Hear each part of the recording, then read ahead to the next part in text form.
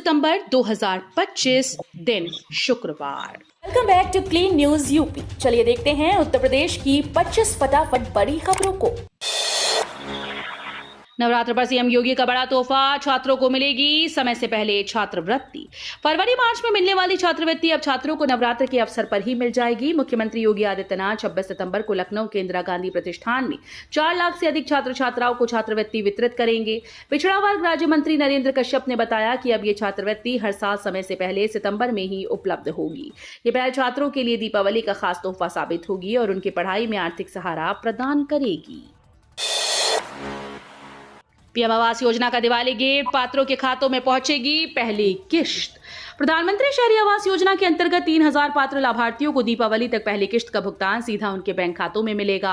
अकबरपुर, जलालपुर और टांडा की 3 नगर पालिकाओं सहित 4 नगर पंचायतों के लाभार्थियों का चयन कर जिला शहरी विकास अभिकरण ने डिटेल प्रोजेक्ट रिपोर्ट तैयार कर लखनऊ भेज दी है। वहीं अन्य आवेदनों का सत्यापन भी तेजी से पूरा किया जा रहा है। इस योजना के तहत गरीब और जरूरतमंद परिवारों को दीपावली पर आवास का अनमोल उपहार मिलेगा। बहराइच में अवैध मदरसे का पर्दाफाश, टॉयलेट से मिली 40 लड़कियां।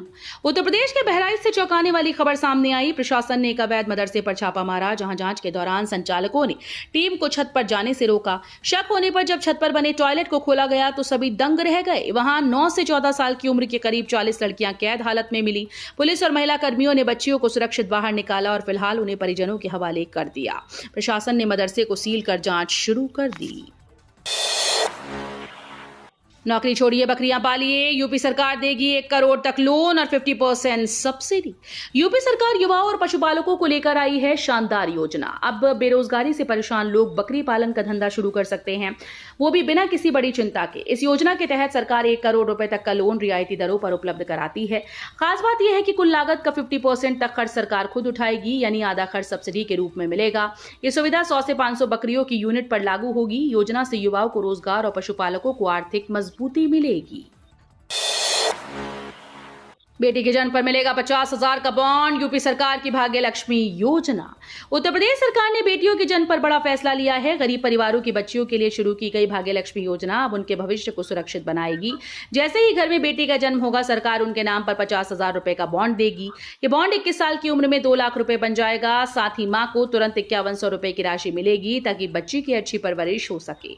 ये योजना परिवारों की चिंता कम कर बेटियों का भविष्य उज्जवल बनाएगी। सपा प्रमुख का हमला, क्रीम लोशन सस्ते मगर बेरोजगार किसान बेहाल। लखनऊ में प्रेस कॉन्फ्रेंस के दौरान सपा अध्यक्ष अखिलेश यादव ने भाजपा सरकार पर तीखा हमला बोला। उन्होंने कहा कि जीएसटी में कमी महज धोखा है। क्रीम लोशन सस्ते करने से न किसानों को फायदा होगा न बेरोजगारों को। भाजपा भ्रष्टाचार और कमीशनखोरी में डूबी है, जबकि जनता को जरूरी राहत नहीं मिल रही।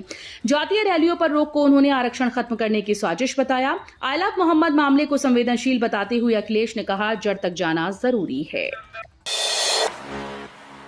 एक तीर से 3 शिकार, अखिलेश का 8 अक्टूबर का रामपुर मिशन।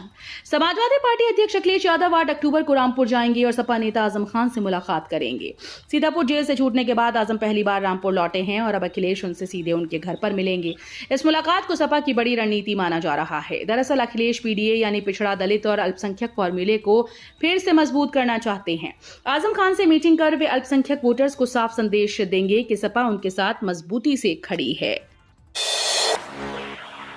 फर्जी डिग्री से नौकरी पाने वाले 22 शिक्षक बर्खास्त, अब सैलरी की होगी वसूली। उत्तर प्रदेश में राजकीय माध्यमिक विद्यालयों की भर्ती से जुड़ा बड़ा मामला सामने आया। 2014 में आजमगढ़ मंडल में निकली भर्तियों में 22 शिक्षकों ने फर्जी दस्तावेजों के आधार पर नौकरी हासिल की थी। सत्यापन में गड़बड़ी पकड़े जाने के बाद शिक्षा विभाग ने पिछले माह सभी को बर्खास्त कर FIR दर्ज कराने और सैलरी वसूली के आदेश दिए। अब इनमें से कुछ शिक्षक राहत पाने के लिए हाईकोर्ट पहुंच गए हैं। इस कार्यवाही से शिक्षा विभाग में हलचल है।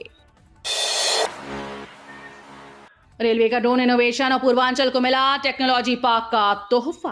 भारतीय रेलवे ने पर्यावरण संरक्षण की दिशा में उठाया अहम कदम है। उत्तर मध्य रेलवे ने सूबेदारगंज स्टेशन पर ड्रोन से सौर पैनल की सफाई की शुरुआत की है। 10 लीटर पानी की क्षमता वाला ये ड्रोन सैटेलाइट और GPS रिमोट से नियंत्रित होता है। 22 मिनट तक लगातार काम कर सकता है। पूर्वांचल के युवाओं के लिए बड़ी खुशखबरी है। पिंडरा में 200 करोड़ रुपए की लागत से टेक्नोलॉजी पार्क बनाया जाएगा, जहां सुई से लेकर हवाई जहाज तक बनाने का प्रशिक्षण मिलेगा। गोरखपुर एम्स में मेडिकल ऑफिसर भर्ती, 96 डॉक्टर्स का होगा इंटरव्यू। गोरखपुर एम्स में मेडिकल ऑफिसर बनने का मौका है। 3 पदों पर भर्ती के लिए 96 डॉक्टर्स को साक्षात्कार के लिए बुलाया गया। ये इंटरव्यू 29 और 30 सितंबर को होगा। चयनित डॉक्टर्स को इलाज के साथ साथ प्रशासनिक जिम्मेदारियां निभानी होंगी, जिससे प्रोफेसर्स का कार्यभार कम होगा। एम्स प्रशासन ने 5 जुलाई 2025 को आवेदन आमंत्रित किए थे और अब साक्षात्कार के बाद परिणाम घोषित किए जाएंगे। इस भर्ती से मरीजों को बेहतर स्वास्थ्य सुविधाएं मिलेंगी। बरेली से नए मार्गों पर दौड़ेंगी एसी स्लीपर बसेस, यात्रियों को मिलेगी बड़ी राहत। दीपावली और छठ पूजा पर यात्रियों को बड़ी सौगात मिलेगी। रोडवेज बरेली से 15 नए अंतर्राज्यीय मार्गों पर एसी और स्लीपर बस सेवाएं शुरू करने जा रहा है। निजी ट्रैवल एजेंसी से मिल रही चुनौती का मुकाबला करने के लिए रोडवेज ने बेड़े का विस्तार तेज कर दिया। हाल ही में 20 नई एसी बसेस मिलने के बाद बरेली परिक्षेत्र में इनकी संख्या 52 हो गई। दीपावली से पहले 4 वॉल्वो और 4 एसी स्लीपर बसेस जुड़ेंगी। इससे यात्रियों को आरामदायक सुरक्षित यात्रा मिलेगी। वाराणसी में प्रॉपर्टी का सुनहरा मौका। वाराणसी में जमीन में निवेश करने का ये सही समय है। गंजारी इलाके में 2026 तक अंतर्राष्ट्रीय क्रिकेट स्टेडियम तैयार हो जाएगा, जिससे आसपास की जमीनों की कीमतें तेजी से बढ़ेंगी। यहां वर्तमान में प्लॉट 30 से 40 लाख रुपए प्रति बिस्वा तक मिल रहे हैं और अगले 1 से 2 सालों में 30 से 40% तक रिटर्न मिलने की संभावना है। इसके अलावा शिवपुर बाबतपुर रोड के बीच में निवेश का शानदार मौका है, जहां 1000 स्क्वायर फीट का प्लॉट 20 से 35 लाख रुपए में उपलब्ध है। यूपी में गरबा और दुर्गा पूजा में माहौल खराब करने वालों की अब खैर नहीं। उत्तर प्रदेश में नवरात्र के बीच गरबा और दुर्गा पूजा के आयोजनों को लेकर माहौल गर्म है। हिंदू महासभा ने आरोप लगाया कि गैर धर्म के लोग ऐसे कार्यक्रमों में आकर माहौल बिगाड़ने की कोशिश करते हैं। इसी को देखते हुए अखिल भारत हिंदू महासभा ने 2 हेल्पलाइन नंबर जारी कर दिए हैं। संगठन का कहना है कि किसी भी आयोजन में गड़बड़ी करने वालों के खिलाफ तुरंत कार्रवाई होगी और आयोजक इन नंबरों पर मदद मांग सकते हैं। प्रवक्ता शिशिर चतुर्वेदी ने कहा कि अराजक तत्वों पर सख्त नजर रखी जाएगी। हाईकोर्ट का बड़ा आदेश, भूमि अधिग्रहण का मुआवजा अनुकंपा नहीं, किसानों का अधिकार है। इलाहाबाद हाईकोर्ट ने कहा कि भूमि अधिग्रहण का मुआवजा किसानों का अधिकार है, अनुकंपा नहीं। पिछले 4 दशकों से मुआवजे की मांग में हो रही सरकारी देरी को अदालत ने गंभीर चिंता का विषय बताया। न्यायमूर्ति महेश चंद्र त्रिपाठी और न्यायमूर्ति अमिताभ कुमार राय की खंडपीठ ने मुरादाबाद के किसानों को बड़ी राहत दी, जो दशकों से कानूनी लड़ाई लड़ रहे थे। अदालत ने यह स्पष्ट कर दिया कि तकनीकी आपत्तियां किसानों के मौलिक अधिकारों पर हावी नहीं होने देंगी। यूपी सरकार की युवा सशक्तिकरण योजना। प्रयागराज के जसरा पॉलिटेक्निक कॉलेज में उत्तर प्रदेश सरकार की स्वामी विवेकानंद युवा सशक्तिकरण योजना के तहत 80 छात्र छात्राओं को टैबलेट वितरित किए गए। कार्यक्रम में विधायक 12 डॉक्टर वाचस्पति ने छात्रों को संबोधित करते हुए कहा कि वर्तमान डिजिटल युग में तकनीक और शिक्षा का गहरा संबंध है। टैबलेट मिलने से छात्र ऑनलाइन कक्षाओं, ई बुक्स, डिजिटल नोट्स और विभिन्न शैक्षणिक पोर्टल्स का लाभ उठा पाएंगे। अयोध्या मंदिर दर्शन जल्द शुरू, श्रद्धालुओं को मिल सकते हैं 2 घंटे। अयोध्या के राम मंदिर और राम जन्मभूमि परिसर के अन्य मंदिरों में जल्द ही दर्शन शुरू हो सकते हैं। श्री राम जन्मभूमि तीर्थ क्षेत्र ट्रस्ट ने ध्वजारोहण समारोह के बाद 23 से 25 नवंबर तक दर्शन प्रारंभ करने की योजना बनाई है। ट्रस्ट श्रद्धालुओं के आवागमन और दर्शन की समय सीमा पर विचार कर रहा है। वहीं परिसर में श्रद्धालुओं के ठहराव और व्यवस्थित आवागमन को लेकर मंथन चल रहा है। बताया जा रहा है कि भक्तों को दर्शन के लिए लगभग 2 घंटे का समय दिया जा सकता है, ताकि सभी को सुरक्षित और सुव्यवस्थित दर्शन का अवसर मिल सके। महिला शिकायतें अब महिला पुलिस से। मऊ में मिशन शक्ति केंद्र शुरू। मऊ कोतवाली में महिलाओं और लड़कियों के लिए मिशन शक्ति केंद्र की शुरुआत हो गई है। अब महिलाएं अपनी शिकायतें सीधे महिला पुलिस कर्मियों से कर सकेंगी।